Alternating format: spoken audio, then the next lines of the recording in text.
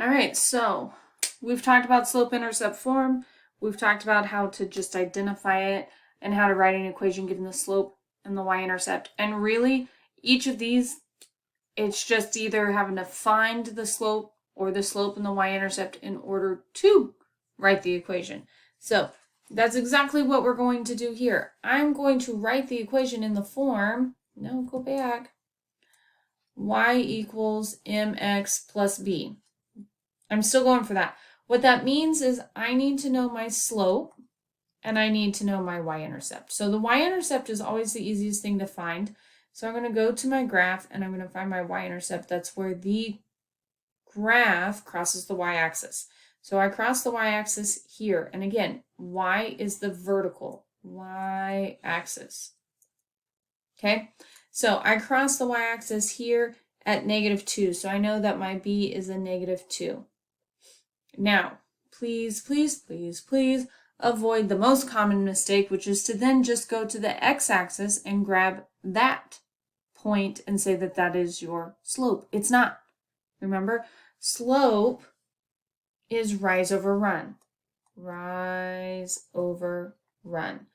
And so I'm going to go from this point that I already found, right? I already had to find my y-intercept. And I'm going to find a second point. So I could either choose, yes, happens to be the x-axis.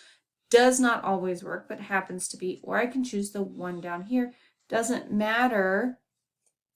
I just need 2 points. And you're like, but how do I find a second point in order to find a slope?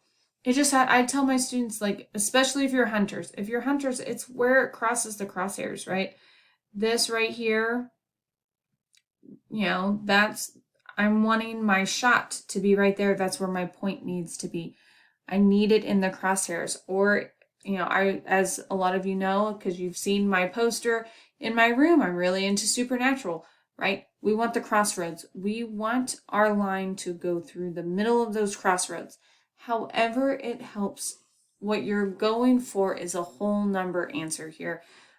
I have it on my lines. That's where I want my line, or that's how I'm going to be easily able to find my graph. I don't want to choose this right here because I don't know if that is 1.5. No, make it easy. We want whole points on the grid lines. You want it going directly through the grid line. That's how we make our decisions.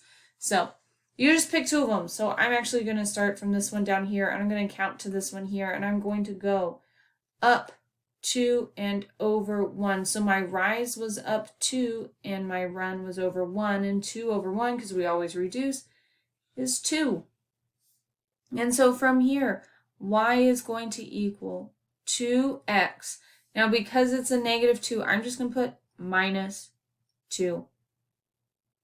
And there it is. That is my answer. 2x minus 2. Because -2 is the same as plus a -2. Don't make more work for yourself. Okay? So again, my slope, I just count my rise and my run, and it's my up over my over.